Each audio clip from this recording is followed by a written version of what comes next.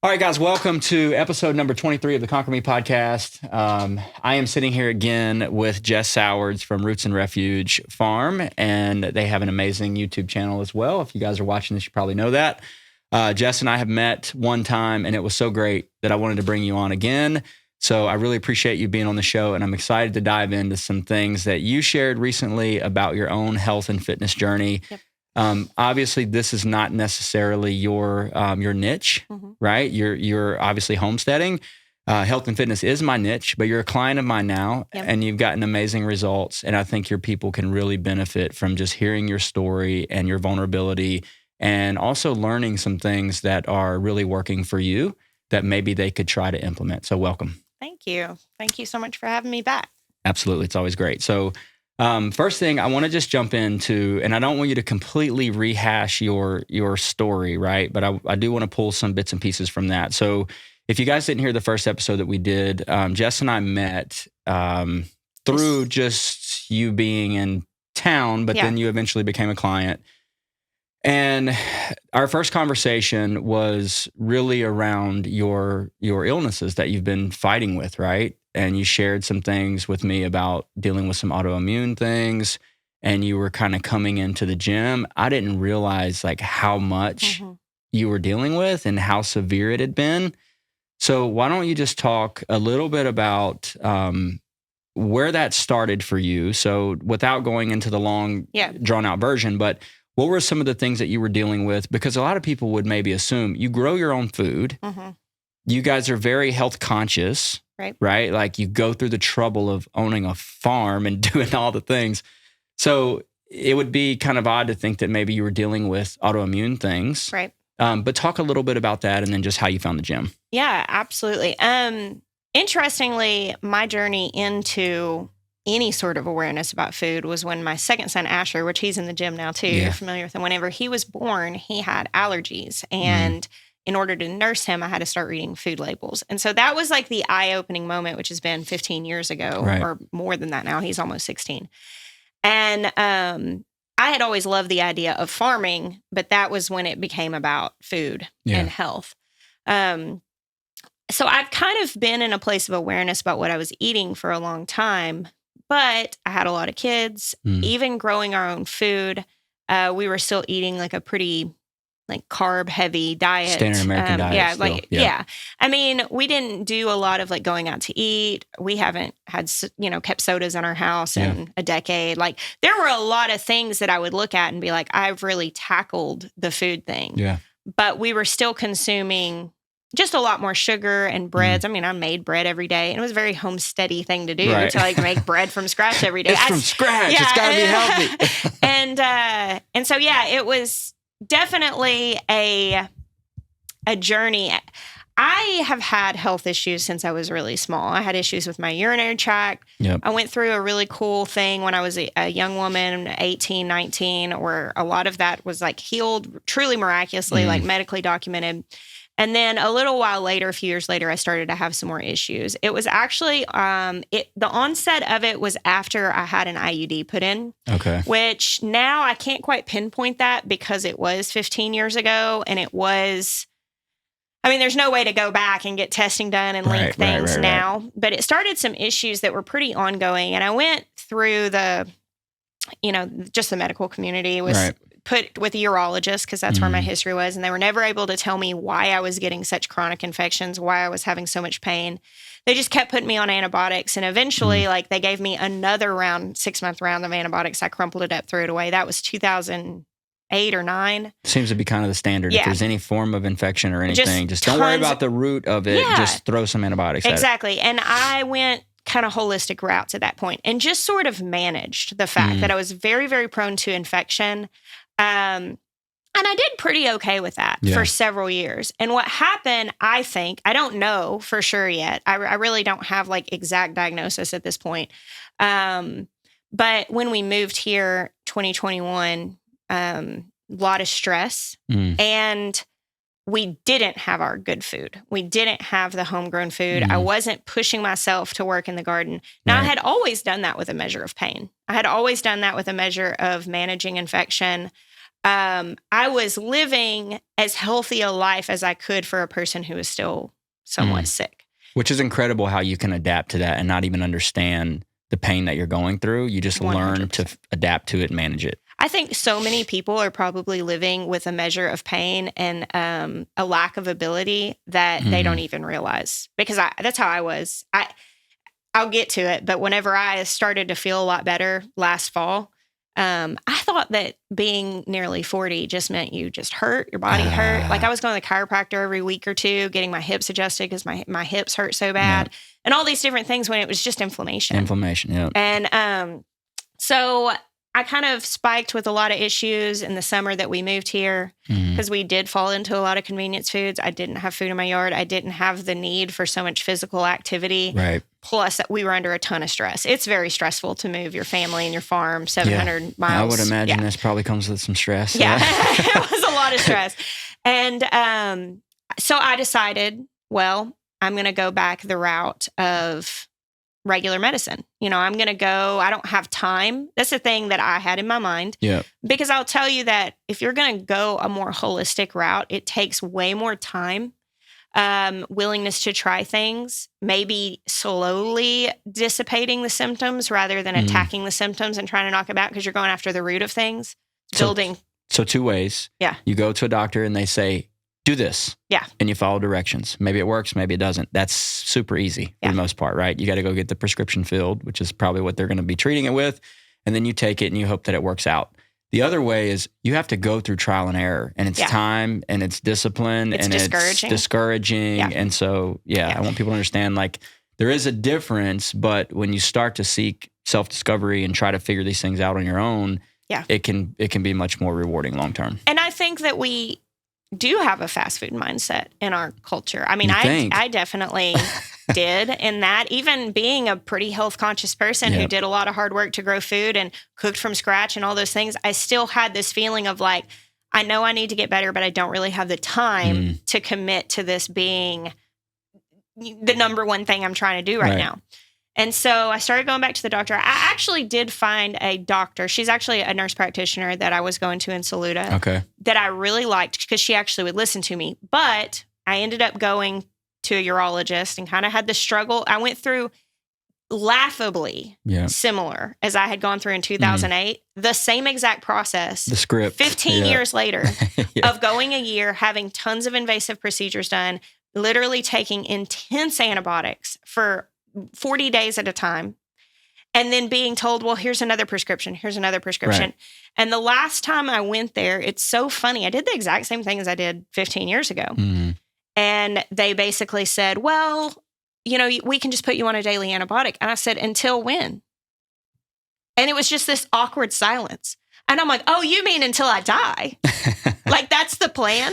Like antibiotics until I die? And I was like, I'm not your typical, 90-year-old patient. I know you have a lot of people that come in here at the end of their life and this is how you treat them.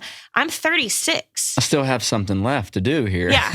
And they basically were presenting things to me like celibacy. I'm like, not going to work. Like I'm 36. I'm married. Like, you can't give me these treatments. That's not an option. Yeah. Why? And I kept saying, why am I getting these infections? Why? And they could not answer it. No, because the baker wants to bake, the surgeon wants to cut, the doctor wants to pass out pills. They don't know. They're not trained on the root of these things, right? No. It's so when we're going there for advice, that's the mechanism. And it is. We're going to receive treatment rather than healing. Yeah. Oh, that's good. And I left frustrated, because I didn't want treatment. I wanted healing. Yeah. I want to be whole. I want to live healthy. And I think it took that for me. I will tell you, going through that process as a 36-year-old woman instead of a 21-year-old young woman, like the last time I went through it, last time I felt like I had no one to advocate for me. I felt helpless, powerless, alone. And this time I went and was able to be like, this is ridiculous. Right. No, I will not do that. And I think I needed to go back and like regain my power. Yeah. And so also, I want people to hear this real quick though. Sorry to cut you off, but this is really important to me. Is when you got to a point where you were really ready to make a change and you started seeking real answers, healing, it was from a place of pain, frustration, like at your wits' Hopelessness. end, hopelessness. When people walk into my gym, it unfortunately, it takes us getting to that place most of the time. It's like, I want to tell people, hey, yeah, I understand you want to lose 10 pounds, but that's so surface level. Like, this is so much bigger than that. But unless people have that just gut wrenching, like, I can't handle this anymore pain, a lot of times we're not in a position to change. So that's the best thing that could have happened to you was that. Yes. But unfortunately, it has to get to that point for a lot of us to kind of move out of what we're doing. So anyway, go ahead. That's exactly what happened. You know, I kind of got fed up with the urologist and sort of was doing the status quo thing. I was feeling a lot better, but not entirely better. Right. I had gained a lot of weight. I had gained weight prior, but when I moved and the stress and getting sick, I had gained like another 20 pounds. I was having a really hard time with movement. I was in a lot of pain. I was having to go get my hips adjusted regularly because I was having so much inflammation in my pelvic region and like just everything was out of whack. Yeah. And what happened was at the end of last summer, I had another infection. And of course, at this point, once you've been on antibiotics like that, you can't go get like a 5-day round of Bactrim or a 7-day round of some like mild antibiotic that people are used to taking. They have to hit you with like have the 2 or 3 weeks of the kind of stuff that causes muscular issues, like, you know, that has serious side effects. And they put me on another round of a really intense antibiotic because I had gotten to the point that the infection was just too bad to deal with. I couldn't handle it. And my skin exploded. Like I went, it started, actually, you can kind of see the scarring on my hand here. It started on my hand, and that went on for months. It had been a little bit. And then I went on this antibiotic, and it just went up my arms. And within the matter of about 3 days of being on this antibiotic, it was over my entire body. I'm talking like flaky, scaly, itchy, like crazy around my eyes, my face, everywhere. And it was just this response. My body was just like attacking itself. And it had enough. Yeah. And what that did, I'm so thankful. With all those antibiotics in your body, that's happening. That's insane. Yeah. What that did, which was truly a blessing in hindsight. At the time, I was like, oh my God. You know, my job is my face is on a camera. Right. You know, and here I am. I mean, like big rings of scaly skin around my eyes, up my neck. And I'm like, I don't know what to do. But what it did was how sick I was undeniable to me, to everybody else around me. And I had been that sick. Like I had been that sick. Right. My body had been struggling and begging for solution and health for a while. But it was hidden. And I was in tons of pain and I was gaining all this weight and I was dealing with all this inflammation. I had so much inflammation in my body. Like I would drop something at the counter and I'd take a breath because like leaning down to pick it up, like my hips and my back hurt so bad that the pain was just unbearable. Can you imagine being a gardener and dealing with pain like that? Like it was very difficult. And people probably wouldn't know, right? I mean, you're doing all these great videos and you got all this content of you frolicking around in the garden and it's all happy and good. Yeah. And meanwhile, you're there suffering like majorly. But we are so resilient. The resilience of humans is amazing. It's amazing. It really is. And people are like, why didn't you say something? Why didn't you stop? Why didn't you slow down? I didn't know it was that bad. Right. I know that's unbelievable, but like, I really didn't realize it was that bad. In my mind, I would say to people, I'm like, good God, if this is what 37 feels like, I don't know what I'm going to do when I'm 60, when I'm 70, because I was thinking I can hardly move sometimes. Right. I had a hard time getting in and out of the car sometimes, but I didn't know that wasn't normal. Yeah. Because people always talk about their aches and pains and when they get up. People are inflamed and then they're in the same position, right? Which is why I do what I do. And I'm so passionate about this because I want to just shake people sometime. I'm like, it's not normal to be that way. It's not normal to feel that way. There is so much, such a better life for you if we can just get some small things in order. Yeah. But we've accepted it. We're like, of course my knees hurt. Of course all my joints and bones and everything hurts. Of course I shouldn't be able to bend over because I'm at whatever age. And it's like, no, that's not it. It's inflammation and we can fix it. So that was when I started Carnivore Diet, which that was, people keep messaging me and they're like, hey, do you have a favorite recipe book? I'm like, eat meat. Like that's literally, I promise I'm not doing anything fancy or elusive. Diet to follow. It is boring. It's boring. But like, truly a lot of times it's like, I've got hamburger thawed and I make 2 burger patties and salt it and cook it in a cast iron pan. That's it. Yeah. Like, it's not fancy. But the reason I did it was because I was desperate. I was in tons of pain. Yeah. I couldn't wrap my head around something extensive. Yeah. At that time, There's a meal plan with a bunch of recipes that you have to go get all the ingredients and cook it for 4 hours. I was still trying to help feed my family. Yeah. My husband was taking care of lots of different things. I was trying to like help in some way to keep our business moving, right? And keep our income going. And I was talking to a friend of mine. Her husband had dealt with like an autoimmune psoriasis thing. And she was like, listen, he got a lot of relief from this. And I thought, I have meat. I didn't even want to go to the grocery store. I had covered in stuff, covered in lizard skin. I didn't want to go to the grocery store, but we raise meat. So I've got freezers full. And so I literally, without doing a lick of research, started Carnivore Diet the next morning. I had sworn many times when I heard of Carnivore Diet, one of our really good friends has done it for the last couple of years. And I was like, that's nuts. I'm like the garden girl. I'm not going to eat just meat. Yeah. No, I used to be vegan. I wasn't. That didn't work great for me. I know it works great for some people, but I was very tired all the time then. But anyway, so I started it. The new breakout stopped, which was good. And what happened as a result, which really started to catapult me into the journey, which I ended up in the gym, is I think I was just shy of like 190 pounds when I started that. And honestly, it didn't bother me. I had just bought bigger clothes and been like, all right, it's fine. The weight didn't bother me. I didn't feel bad about myself. Yeah. I did definitely feel bad. Like my body hurt a lot, but I didn't mind being the weight that I was. I had not really considered a lot. I need to go to the gym. I need to diet. To me, the goal has always been, if I'm eating whole foods, if I'm moving my body, and I'm feeling as good as I possibly can, then that's health. Yeah.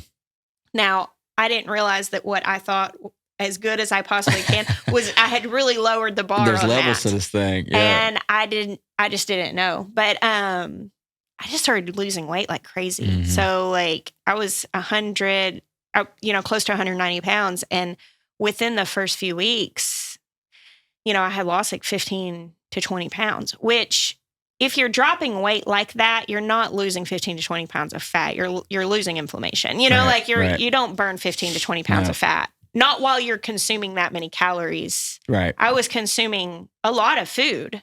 I was fueled. I wasn't hungry, but I'm losing all this inflammation. So were you 100% carnivore, like nothing else? Yeah, I started out with 100% carnivore. So just to be clear, guys, if you're not familiar with the carnivore diet, and I think now a lot more people are, but it literally is just eating nothing but meat and some salt. Some people do dairy products. I had to cut dairy because in doing elimination, you do just meat. Some people settle into a carnivore that uses some dairy products and things like and there's carnivore keto now, and there's all kind of ways to do this. But at its rarest, like this is the most boiled down version of it, is you're eating meat and you're eating maybe some salt, and it's very straightforward. And there's nothing. It's an elimination diet, which if you guys are listening to this and you're going, okay, I need to figure out what's going to make me feel better or lose weight. Typically, an elimination diet is going to be one of the hardest things to adhere to long term, right? When you talk about the carnivore, you're eliminating everything except for meat, protein. In a keto diet, you're eliminating all of your carbohydrates primarily. So anytime you do that, the adherence to that long term is going to be very, very difficult. Most people can't stick to it. But if it helps you, the benefit of it is it helps you identify the foods that are causing the issues, the inflammation and the pain. And then you can start slowly, which I'm sure you'll get into, you can start slowly adding things back and playing around with things. And if your body has a negative response to it, well then, hey, you need to pull it out and not consume that. The most important thing for you guys to understand is there's no one thing that's going to work for everybody. Yes. The biggest thing I see in my profession is people come in, first of all, it really is bothering me that we run a fitness facility, because most of the people that come to me, they want to feel better, right? Yeah. They want to lose weight, and they want to be more physically capable, but they're looking for energy. That's the currency that they're trying to like get a hold of. And I know that you've experienced some of that, like, and it's not really just exercise. That's one of the things that's a little further down the ladder. of things that really need to be paid, we really need to pay attention to in order to have more energy, in order to feel better. But in order to get there, you can't template this process. No. Like, we're all going, which 8-week program is going to be the best? Or which diet? Is it keto? Is it paleo? Is it intermittent fasting? Is it the carnivore? I want to know the most scientifically proven one that's going to help me solve my problems. Unfortunately, we can't package that and give that to anyone. No. Because it doesn't exist. No. Even with carnivore, I mean, since I've shared about doing it, I have a lot of people reaching out saying, hey, can you tell me exactly how you did it? Yeah, that's the secret. Yeah, it's like I the want to formula. know the exact thing that worked for you. And the thing is that I haven't done it perfectly. I did do it really strictly that first month. Yeah. And then I started kind of introducing some things back on through the holidays. Yeah, it's hard to stick to, right? And then I'm Something cooking like things like Thanksgiving, so I'm tasting different stuff. Mm-hmm. So I start breaking out again. And I'm like, oh, rein it back in. Yep. And it has been a process that, like through the process, I have lost 45 pounds. That's really cool. Yeah. I've gained a ton of energy. Have you lost that much? Yeah, I have.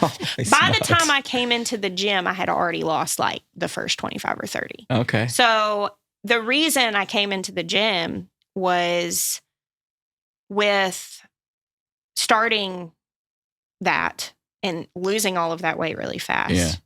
And then feeling so much better. And in the process of that, I will give credit to this. Like I went back to I started with a functional medicine like coach, practitioner, and started on a lot of supplements, building my gut health. Good. Started getting a lot of tests done with like blood work and different tests to see how my gut health was and all of these different things to pinpoint if there was any sort of disease. So key, man. Yes. Which was important because you need to know what you're actually looking to support. You gotta know where to start from. Yeah. What are you trying to improve on? If you're not testing your gut and you're not doing blood work, I mean, what are you even look like? We don't even know where to look. What's the indication of good health if we don't know where we're starting from, where it's bad? Yeah. So, that's great. So, like, how you feel is going to tell you a lot. But it just allows you to pinpoint, be more effective. And then I ended up going back to my doctor, the one I said I had found that I really liked, that she listened to me, the nurse practitioner, and talked to her in depth. She sat and talked to me for over an hour, which is like awesome. very rare. Unheard of. And that's whenever we kind of started targeting some other things that I think went back to getting that IUD put in, that there was inflammation and stuff, particularly in my reproductive tract. Yeah. And the turnaround happened where I just started to feel so much better. And do you know that like for 10 years, it was funny, I was talking to a friend of mine recently because I remember she and I had talked about it years ago. For 10 years, I could not squat with my feet flat. Mm-hmm. Like if I started, once my knees hit about parallel, those feet would pop up. Like I didn't have the flexibility to squat with my feet flat. In my adult life, I don't remember ever being able to do that. And it's interesting that now I can. Like these different flexibilities. Like unilaterally, lunge motion, all these things that you can do now are amazing. All these things that I genuinely could not do. My body would not move that way. Yeah. But it was inflammation and all of that started to go away before I even started at the gym. Yeah. Well, even at the gym, I can say this. Like I saw some of your earlier sessions and I could even sense like some hesitancy to even try some of the things. Mm-hmm. And I'm looking at you and I'm going, man, she's way more capable than what she thinks. Yeah. But that's from the like, this is going to hurt. I'm not going to be able to do that. And so we started slow.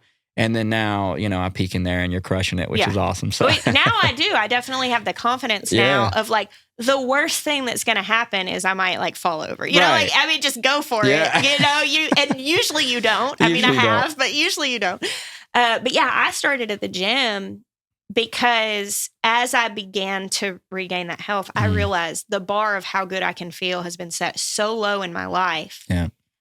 What if I live trying to see how high can I push that? Like, how good can I feel? Yeah. And I think that there's this massive mindset shift, which I'll say, like, we went on a friend vacation, like at a grown-up Disney trip with some friends of ours, beginning of February. And I did not like throw caution to the wind on my diet, but I definitely ate more refined sugars than I have been. Probably ate seed oils and different things. I mean, like just definitely some inflammatory things. The food was delicious, but it was so eye-opening to me that I've been following this diet, and if I fudged on it a little bit, I started to itch. My hands will itch. So I have this tell, like, oh, you stepped off. So I go to this trip about the third day, I'm going to sit down on a little roller coaster and I get in and my knees start hurting. I didn't know what happened at first. I'm like, I guess, you're walking 15 miles a day. And so I was like, man, this walking's starting to hurt. Well, what happened was my hips started hurting again the way they used to towards the end of the trip. Yeah. And I went, oh my God, like this is inflammation from eating this way. And I was talking to my husband, Jeremiah, on the last day we were sitting on a bench.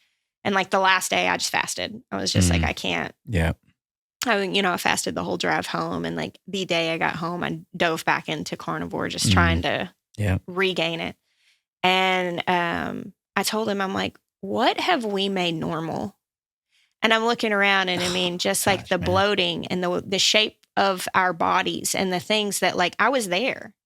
Like I was like, I love myself. I would think I'm totally for body positivity. I'm totally for like, I love myself. I did not hate my body 50 pounds heavier. I actually really liked it. Yep. There were things that like when I started losing all this weight, I'm like, man, my clothes don't fit. That stinks. I like those clothes. Like I was actually like, there was a little part of me that was like, oh, I liked my body. I wasn't upset. I didn't dislike it, but it's about how you feel.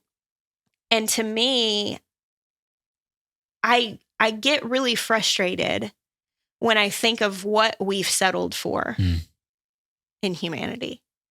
Like when I see even food, it tastes good. I love cooking. Right. But like we can cook delicious food that tastes good that's not detrimental to us. Right. Like there's a way.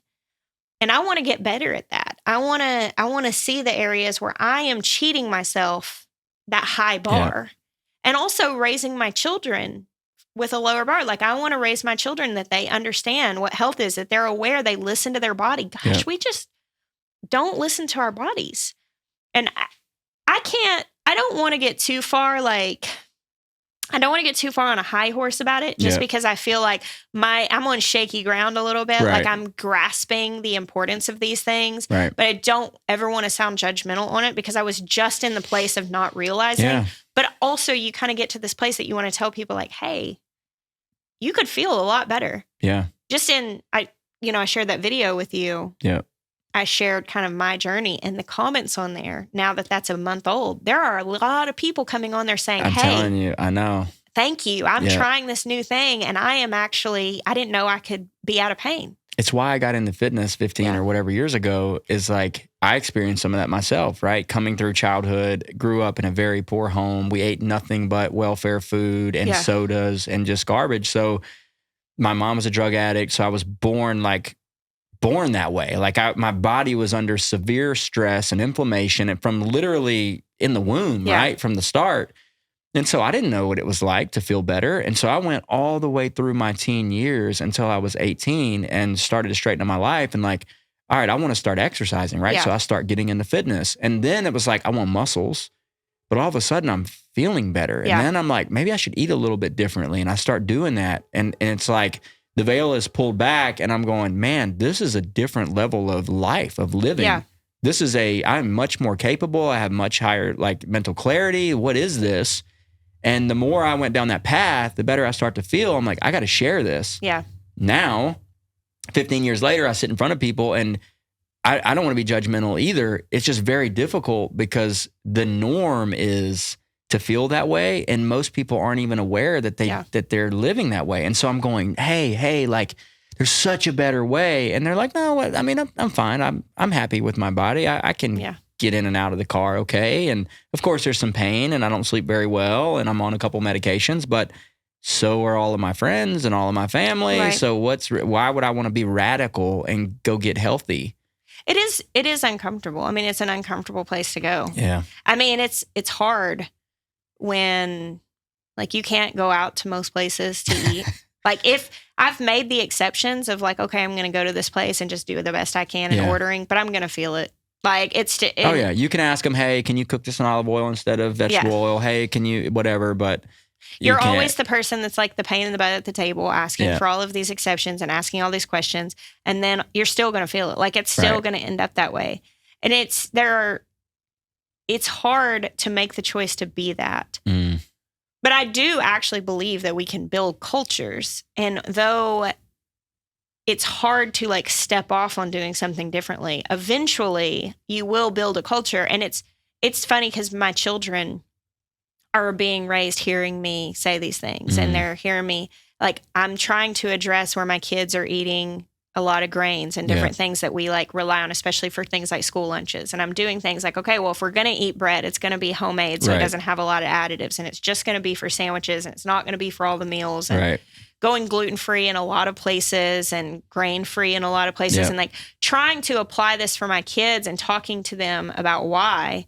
And my oldest son, Jackson, is really just coming into the place that he's making his own food decisions. And he got diagnosed with a corn allergy about a year and a half ago. And he's always had problems with his skin and like asthma and different things. And we diagnosed that he had a corn allergy through blood testing, all that stuff. And it was at the time the doctor had said something about, well, we can set him up for an allergy shot because corn is almost impossible to avoid in a diet. And Jackson was like, well, they listed on the ingredients. And I mean, here's my 15-year-old at the time thinking impossible to avoid. They say right there.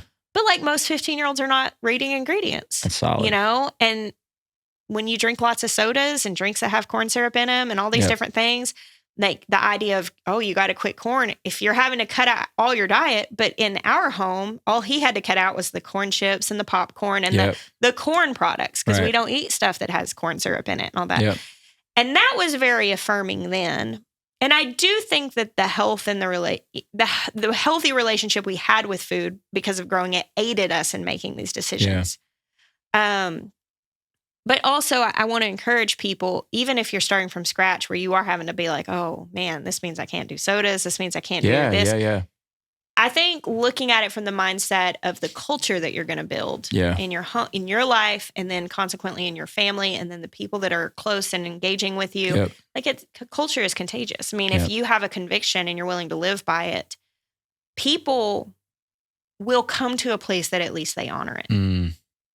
That's like worst case scenario. But if we could just get there, and it would give so many more people permission to go and take those steps, whereas otherwise you're swimming upstream, because everywhere you go, everybody you talk to, every commercial you see, every external influence is the culture that has been created, which is the standard American diet, the convenience, the like whatever's easy and fast and whatever, and it's okay, and don't fat shame, and don't talk about people like there's no accountability anymore in our health. There's no, like, that's the culture that you're talking about. And my vision for even starting my business, my gym here in Batesburg, was like, man, what if I could just light a fire in Batesburg where people would be willing to challenge the status quo on health and fitness? I don't mean you have to go just crazy and like, there's no perfect path.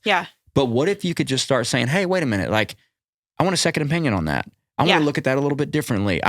Today, and this is sad to say, and this is not a hit on doctors because there's some amazing doctors out there, but if you're in the system, if you're in the traditional medical system, then you're going to have a really hard time kind of operating outside of that. And that system is, I would rather take advice nowadays from chiropractors, from people even like yourself who are anecdotally coming to the table and saying, hey, I've been told this my entire life and I've tried it and it's not working. So I went and did some crazy thing called the Carnivore Diet.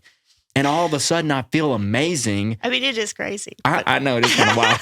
Like I'm more interested in having conversations with people like that because we know what the traditional medical advice, where it's gotten us, right? We followed the science. And it's led us into a detriment of our health, and people are on more medications now, and there's more depression, there's more sickness, and it sounds terrible, but it's very true. Like there's more people being healed and more people finding a path to better health by listening outside of the traditional realm of health. And so for me, I'm like you, I'm passionate about what if we could create a culture? What if you and I, even just coming together on a very small scale locally in Batesburg, could go, hey, here's how you can move your body intentionally on a daily basis in a way that's strategic and helpful to build strength and build endurance. And here are the foods that you can be eating to support that. Like, I think we could really start something here. And just like the old culture that we currently live in was built, even if it's on a micro scale and you start doing that across communities, I mean, what can that do for people? So, yeah, you were talking about just like what's become normal in our culture. And I actually feel like we honor the differences in bodies more when we say, hey, let's get our body as healthy as we can. And then say it's not going to look the same for everybody. Yeah, that's a fact. Like I'm actually fairly small framed. My mother's 100 pounds. Like I'm a lot bigger than my mom. But you got to consider genetics. Yeah, I'm a fairly small framed person, and having lost 40 something pounds, I'm kind of going back to as small as I used to be, like before I had kids. And there are, I see girls in the gym. They're a lot bigger than me. Yeah. They can lift a lot more than me. Right. They have a lot more capacity for muscle. Like that, we're built very differently. Yep. But I would hazard to say we're both healthy. Yep. And health looks different on different bodies. And I think that the idea of I think we have to hang on to certain truths, but not apply them in such a blanket way that it robs us of having a higher bar. Yep. And I think that we should celebrate our bodies. I think that we should be happy with our bodies, but I think we should also be committed to giving our bodies the best chance of health and longevity. Yeah. And I mean, for me, coming up on 40 years old, and I have a lot of peers. I'm on Facebook. I'll get on Facebook and, you're connected to all the people you went to high school with and all these different people that you don't really know anymore. Right. But I'm watching my peers and their husbands start having heart attacks and stuff because they're 40 now. Yeah. And I'm watching girls my age or not much older than me lose their husbands to things that honestly are health related and preventable in most cases.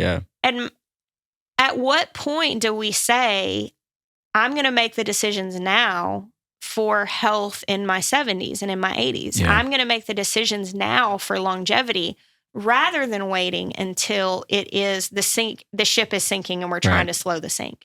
I don't want to do it like that. Yeah. And in going in the gym, one thing that I've learned, I was talking to Devin, one of the early days that I was in there, and I was doing something overhead, I was doing some sort of press or something.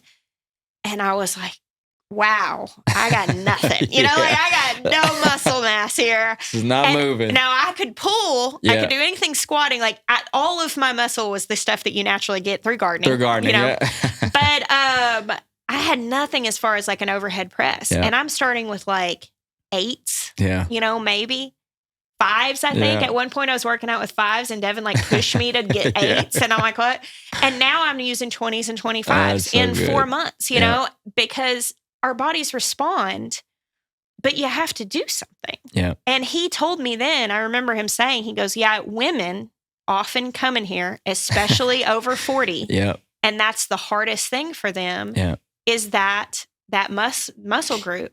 And he said, it's good you're starting on this now because had you waited 20 years, you would not have nearly the capacity to build this muscle. That's right. Because you don't use it and you lose it. That's right. And obviously in 4 months, going from pushing myself to use 5s to using 25s, that's a pretty massive growth in a short period of time. So all of that to say, everybody's journey is going to be different. Yeah. Everybody's results are going to be different if you're trying to say, how's that? This person's bigger than this person. Right. This person's stronger than this person. But I want what's health for me. Yeah. I may never be as strong as some of those people. But I'm surprising myself with how strong I am. I want what is health for me. Yeah. And the diet is going to be the same thing. What you settle on is healthy is going to be the same. There's going to be variation on that. But I do think that coming to the mindset of, I don't care if it puts me in a place that's weird culturally. Yep. I want longevity, because when I'm 80 years old, I'm not going to look back on my 30s and my 40s and think, man, I really wish I had gone out to more restaurants. Right. I'm going to be looking at what I built for myself then. And it goes down, I think we've talked about this before. Any decision where you have to choose today's pleasure and instant gratification versus investing in the future, the stronger thing to do is invest in the future. Right. Delay the gratification. Yep. Always. Yeah, always. Yeah. And that is where you build legacy. That's one of the most important things in my life is to build a legacy. I would love to know my great grandkids. Like I would love to be able to still work in my garden, 40 years from now. Yep. But that's a decision I make now. Or pay later. Yeah. And this specifically with health, and a lot of people don't have this awareness, right? Like a lot of this is you're becoming aware that, okay, if I do something now, if I sow now by doing what's considered maybe a radical diet or doing things to better my health, going to the gym a couple days a week and lifting heavy and pushing yourself, getting uncomfortable. Most people aren't willing to do that. Yeah. They're not at that stage, but it's an investment now. And you've seen some return, right? You obviously feel better. You look completely different. I mean, you have this glow about you that you didn't have the first day that we stood at the shake bar and talked. You're more physically capable. I'm sure your mindset has become much more resilient because now you know that you can do things that you thought were too hard at one point. And so the investment is giving you an immediate return. Yeah. But the real return comes in your 70s and 80s. And if we can convince people now that like, look, I know this looks different than what everybody else might be doing at this phase. I know this feels different. I know this requires a little extra work. But it is an investment. And in the future, you'll have a group of those people who get to see that return. And the more of us that can get on board with that, I think it can be a ripple effect. I mean, I'm seeing that obviously in my gym community. We've got 500 members and they're making better decisions than they were making before. Some of them radically different and better. And many of them are totally different people. Like they look back over 5 or 6 years and go, I can't believe I ever thought that way or lived that way or thought that was, okay to do. And now look where I'm at.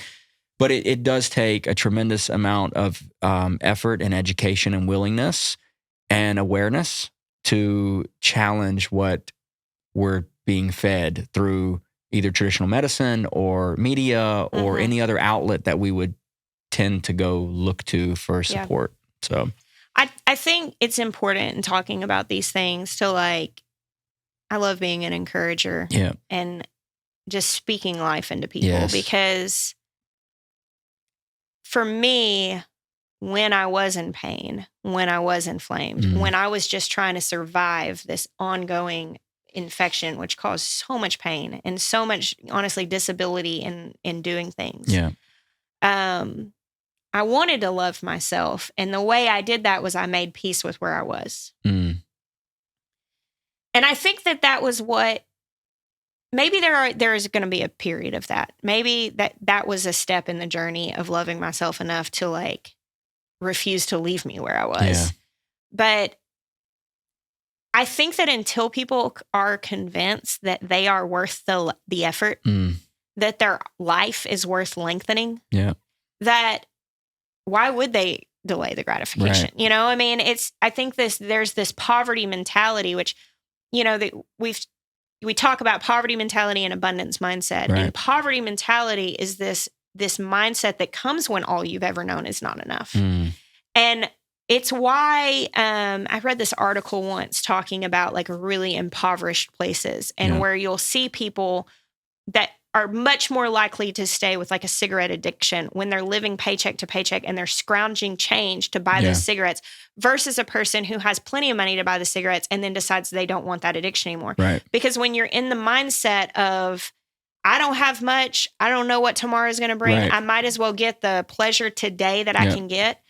Poverty mentality makes you consume everything that you have. Right. It's lack of compelling future, which has you living in the gratitude or in the sense of today. Need or feel good right now. And there's this mindset that comes on people, well, I'm 100 pounds overweight. I might as well just eat this today because I'm never going to get out of this hole. So I might as well do this. And for me, it was like that. Whenever I had always been the smaller framed person, and then here the scale just keeps going higher and higher, and I feel completely helpless in what to do with it. Yeah. And honestly, I watched my eating habits get worse. Yeah. More sugar, more things that were indulging, because it's well, I tried to change this and it didn't change, so might as well enjoy it. Right. I'm okay with how I look. I'm happy, it's fine. But the bar is lowering in that. And I think that if people could just believe for a moment, my life is worth making longer, the bar of how good I can feel can go up, and I am worth delaying some gratification so that I can feel better and live better. and be better for my family, be better for my children, invest more in them so that they don't have to fight this battle. Like, I hope my children are not having to overcome this when they're 40. And I'll say, like, my parents actually invested some pretty good food habits in me. Like, we were never forced to like finish our plate if we weren't hungry. Yeah. We were not given like free reign on, so I didn't grow up eating sodas. I grew up eating broccoli. Right. Like, I was actually raised with some pretty good food mindsets. Yeah. The bad mindsets I had gotten were entirely picked up in my adult life based on convenience. But I think I would really love for people to know how valuable they are and how worth it is to say, hey, you can do better. And there's so much pride, like this process. I'm so proud of myself. Yeah. I feel so good. I'm so thankful. But I would love to see a culture shift. Yeah. And I talk about that a lot. Like, I think we can see a culture reformed. And this is a big part of it. Yeah. Because this whole system of work your life away to pay for the insurance that helps with the sickness that comes from the food that you eat. That's right. It's a big circle. I mean, there is this circle and the medicines and all of this stuff, and it is all connected. Yeah. And there are people that are benefiting off of the masses staying in this circle that we expect to get, 65 years of work in, and then 10 years of retirement, nowadays, less. Yeah. Yeah. And it's just, and I'm watching this, I'm like, I don't want that. I don't want what the status quo is, which means I can't live like the status quo right now. I want healing, not treatment. Like, I live in this place of great discomfort because I genuinely want an extraordinary life. That's so good. That's so good. Yes, that's where we all need to live, right? And honestly, that's what it takes. Yeah. Like, everything we want is just on the other side of mediocrity, and it's on the other side of pain. It's on the other side of the comfort zone. And if we just feel like we're kind of coasting with our health or with anything else, it's because we are, and we're kind of the sheep being led to slaughter. I hate to be that dramatic, but that's exactly what's happening. And the system is such a well-oiled machine, and it just works. And it to question it makes you feel like a weirdo. Yeah, it doesn't work to our benefit, but it definitely works. And so when you're standing on the outside of that, and I'm kind of now I have my own stuff, right? I'm trying to figure out I'm always trying to like biohack, and what's the next step for me, and what thing could I add or take away to make my life better. By the way, guys, if you have not read this book, this is an incredible, incredible book. It's like so much content on just improving your health, but it's by Tony Robbins, and it's called Life Force. It's a fantastic, really, really well-researched book, but he gets into all types of different modalities and things for health. But anyway, I'm always trying to do that, but it's so sad just to look out there and watch what's happening to people. And we're seeing people just even younger have strokes and have all these, even if you are quote unquote healthy, but you're really, really overweight, and your quality of life is just not near what it could be. Like, I want people to understand that there is so much more out there, and that, we were made for movement. I believe we were built for legacy. We weren't put here just to exist for a handful of years and kind of vaporize away and go on to the next thing. Like, we have things to do, and the mechanism for being able to do those things is energy. If people have energy, we tend to make different decisions. We tend to create different patterns, which lead to much more beautiful outcomes. But if we're drained all the time because we're super inflamed and our gut's unhealthy and we have no energy and we just kind of lay around and suffer through life, it's like there's more to it than that. And so how do we continue to have conversations like this and just open people's eyes to, like, you don't have to go through some extreme thing. Like, maybe you don't need to do the carnivore diet.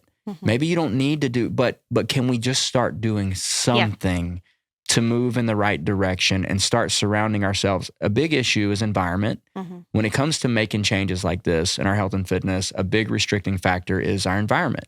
There's too much external pressure to operate in one way, and not enough pulling us in the opposite direction. Right. So, like, one thing that's been really helpful for me just to improve my mindset and my health is to get around people, one, that are doing it, listen to people, subscribe to things just like people do with you and with me for homesteading and for fitness.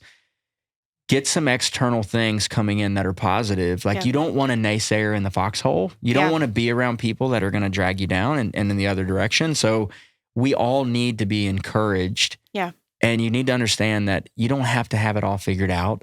Like, I can tell you just as many people that say the carnivore diet is the most amazing thing you can ever do. And then on the other side, there's an equal amount of people that say, absolutely not. It's the worst thing you can do.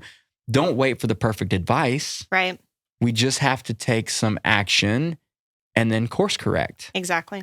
But if we wait for the doctor to figure it out or whatever, the news to tell us what to do next, we're going to be in a bad spot.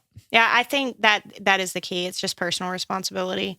One thing I think is just a great exercise that people can do whenever we're thinking about the poverty mindset that keeps us stuck in any regard. And this can be stuck from growing in fitness and health, stuck from growing spiritually, from growing emotionally, from taking responsibility, because the poverty mindset says, I am so trapped in what my life is, what's happening to me. Nothing I can do can change it anyway. And so you're alleviated of personal responsibility. 100%. And here's the thing is that, and of course my faith goes into everything. And for me, I think about the fact that we're promised daily bread and seed to sow. Like there's scriptures that say both of these things. Well, if like me, being a from scratch food person, wheat comes in the form of what's called wheat berries. So you get a bag of wheat.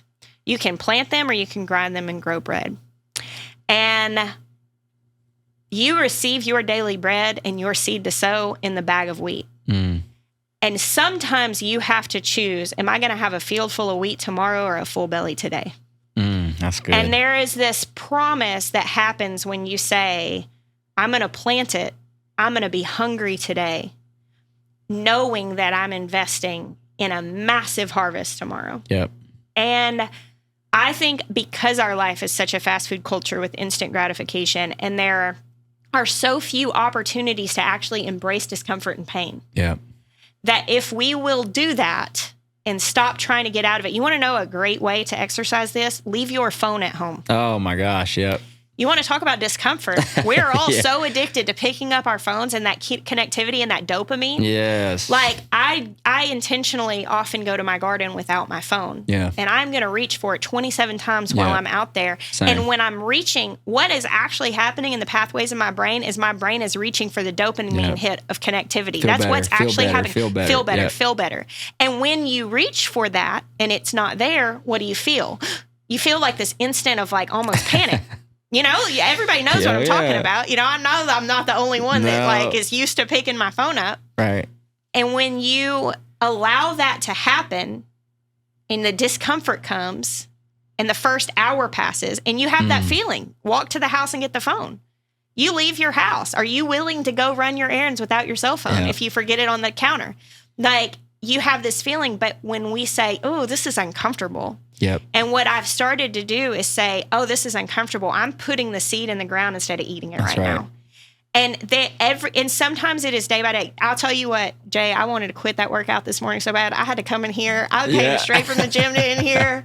I did not want to do it. And every single time, I took it one set at a time. And it was like, okay, shave it down to 10 reps. No, you won't. And I would get to 10 and I'd be like, 2 more. That's right. And every single thing.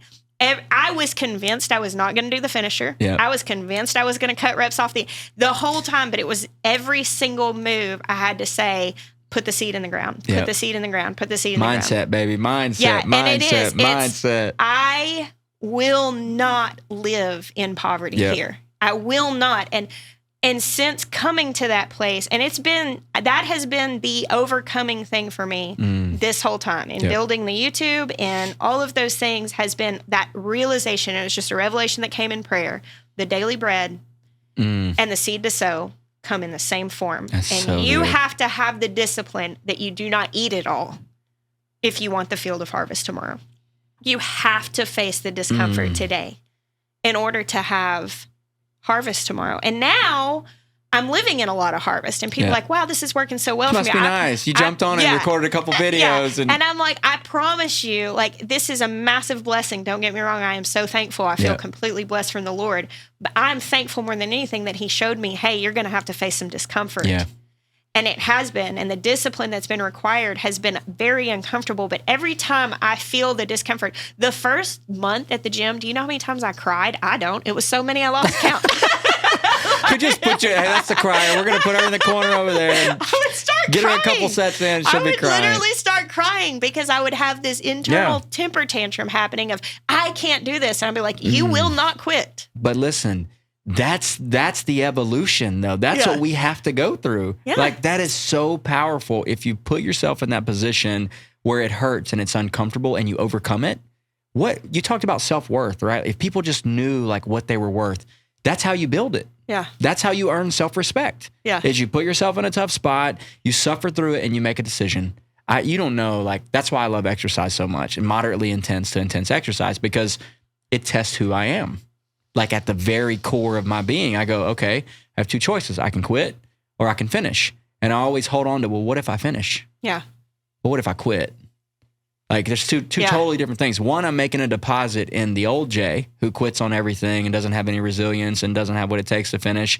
Or I can make a deposit in the new Jay that is resilient and takes action and takes responsibility and is willing to go through some pain and suffering.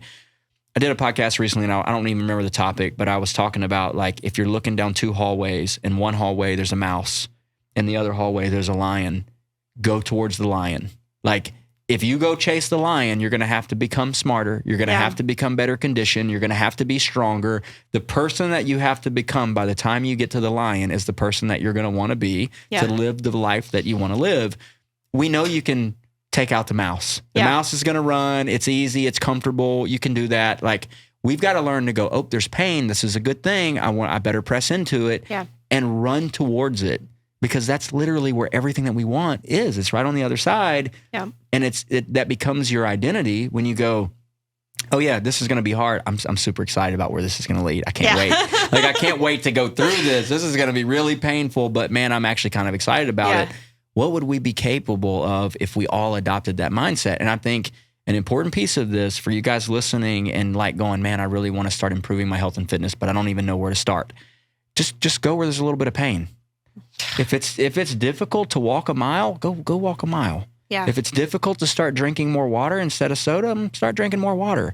And realize that like the indication that you're being successful, you're on the right track, is that it's a little bit hard, it's a little bit uncommon. There's a little bit of suffering involved. You're probably moving in the right direction. Yeah, you're going to have to overcome that little temper tantrum. Oh, I love that too, says, no, but I want that today. Yep. Might as well have it. Yeah. And then when you start getting that internal dialogue that says, you can't really change this, you might as well drink that soda. You might as well eat that thing. And I mean, I'm actually a firm believer in like moderation and therefore like go out to eat. Yeah, you know, if you're going to go out to eat and have a drink that you want and eat that whatever you want, eat dessert, like do that, but don't let that roll into the next day eating whatever you want all day. Like the discipline of daily bread and seed to sow is that sometimes you eat the bread. Yeah. You just don't eat all of it. Right. You know, I mean, that's so freaking good, man. And that is where discipline is. But when you're in the poverty mindset of, I got to eat everything I can today, scarcity, and you feel so compelled in that scarcity to get everything you can today, you'll avoid the discomfort of saying, no, that's saved, that's planting, that's seed. That's for tomorrow. That's, I mean, you go deep into that stuff. It starts with trauma and past experiences and all those types of things. And so that can certainly make it harder for people to go through the pain, right? Because we feel like we have security in the, like right now. But yeah, I think it's really, really important to adopt that mindset and to understand that if you're going to do something great, it's going to be challenging. If you really want to make an impact and leave your mark on this earth, it's not going to be a passive approach. It's going to take you pulling your pants up, getting knocked down, showing back up over and over, crying in the corner when you do your workouts, right? Like that's just part of it. And yeah, that's what it takes. And you've been a true testament to that. I mean, anybody, guys, if you're listening to this, watching this, you deserve to feel better. Yes. You deserve to have more. Like God created you with gifts and talents and this beautiful thing inside of you that probably hasn't blossomed yet because you just don't have the energy to go out and chase it. Yeah. And so like my whole, just everything about me just wants to share that it is possible. It takes taking a step towards pain. It doesn't always, like every day is not painful, right? You go through seasons of, I've got to go through pain and suffering, and then I get the fruit. Yeah. And then it's a celebration, and then there's levels. And then, okay, if I want to go to the next step, I got to go through some pain. When you're talking about health and fitness or changing your diet, it might be, I got to eliminate this one thing that I feel like I can't live without. And then you get rid of it, and you're like, okay, I'm still alive. I can do this. A2 Jersey cows and fresh raw milk, Yeah. and I am not currently consuming And dairy. no dairy, I spent yesterday right? making cheese that I did not eat. And I mean, it's I tough. didn't think I could let it go, and hopefully there will be a season that I can reintroduce that in moderation and be okay. But I got to heal my body first, and so it's just it's hard to face those things that you really thought. But if you ever say I could never do that, I think you should put a little pin in that. And realize, mark that landmine in your mind, because there's something buried there that could explode you. You know, it could be the end of you. If you have marked off something as untouchable, I think that can be a place that you're lacking growth. But I do hope people leave this encouraged that, it's you're worth raising the bar of how good you can feel. Yeah. So I think a good resource to kind of get you guys started with this, and your listeners could or may or may not find this helpful, but it's a guy named David Goggins, and he is an absolute stud. I mean, Navy SEAL, hard. This dude is just, but his mindset about suffering and about pain is unlike anyone's I've ever heard. The things he's accomplished because of that mindset is really unbelievable. He does have a pretty foul language, and he does, he gets into it, right? But it has been so good for my growth. Yeah. And every time I'm hurting, I hear him go, "You're only at 40%. You're really only at 40%. You think you're maxed out."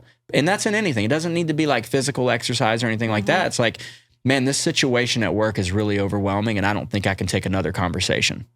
Jay, you're at 40%. Yeah.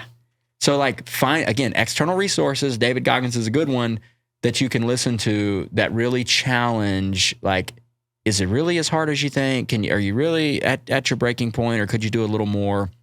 It's going to be huge. And then just for getting started, what would you say for people? Obviously, you've been to a place where you just didn't know what to do. You were carrying too much weight. Your body was super inflamed. You just kind of wanted to give up, but you started. Yeah. What would you say to the person that's listening to this and they're going, "Oh my gosh, they talked about exercise. They talked about the carnivore diet. They talked about all these things that I could be doing. Where would I even start?"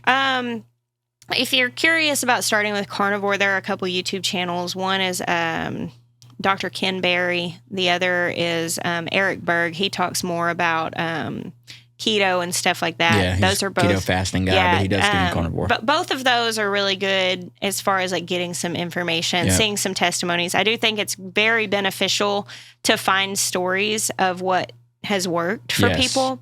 Kind of like what you were talking about earlier, immersing yourself with success stories, because it is hard. We talk about, we're being treated like sheep. We have to also acknowledge that we're wired with something of a herd mentality, because when you're off on your own, you're in danger rather than when you're in community and in society. Which is why it's so hard, I think, to and make it is change. very hard, but it makes it a lot easier when you realize you're not off on your own. You're not doing this one freakish thing that nobody else is doing. There's another pack of sheep somewhere else, another herd that you could go to. So I think that's a good place to start. Ken Berry has people on there that have done carnivore exclusively for 10 years, and he's showing their health and different things like that, which is encouraging. As far as mindsets, there's a lady called Dr. Caroline Leaf. I don't know if you've ever read or listened to any of her stuff. There's some good, I think she's got some TED Talks and some different things like that. She's got a book. That's really good. Yeah, she has a couple of books. One is regarding diet, and one is called Rewire Your Brain or something like that. So she's amazing. And these are people who are doctors and scientists that really give you not just their ideology, but the actual science that goes with it, which is helpful. I'm going to show you guys another book just in regards to discipline and talking about kind of getting yourself in a position to take action that I found really helpful. I have all my clients read this. It's called The Power of Discipline, Daniel Walter, and very, very easy read, but you can see my highlights in here, and I breathe this whole discipline mindset. It's really important to me, but I found this to be very, very helpful, and it's easy to start to kind of power through. But I think this has been great. I really believe people are going to be super inspired by this. I had a whole nother topic planned, and then I watched your video about your journey, and I'm like, no. we need to tell people that like, it doesn't have to be perfect. Yeah. Start where you're at, do your own self-discovery, look for things that maybe anecdotally are working for you that maybe aren't working for other people. Realize that works for you, but what works for Jess may not work for you. And you said something really important that I think we just kind of breezed over is you hired a coach. Guys, I just can't tell you how important that is. Yeah. To find someone that you can trust that will listen to you. Chances are you know your body and things that are going on way better than anybody else. Maybe you don't know how to put words around it or you don't know what's actually happening, the processes. But if you can find someone that will listen to you and you can explain those things and start doing some discovery, you can expedite this process. Yeah. We only have so much resilience to try to do this alone. Yeah. But if you can hire a coach and say, hey, listen, this is a really good template or a path that could be really good for you, and it's going to address some of the main underlying things that hold most people back, and you can start plugging those things in, then when that you kind of hit your plateau on that, you can dig a little deeper. I think we all should be starting with blood work. I think we all should be connected to people who understand what the blood work means and can tell us what that means and how we can address that. But hire a coach, reach out to someone that can help you and assist you so that you don't feel so alone. So Jess, thank you so much. This is always so good. I feel like we have kindred spirits. We think so much alike, and I just love creating content with you. Guys, thanks so much for watching and for listening. And we look forward to chatting with you on the next episode. Thank you. Thanks.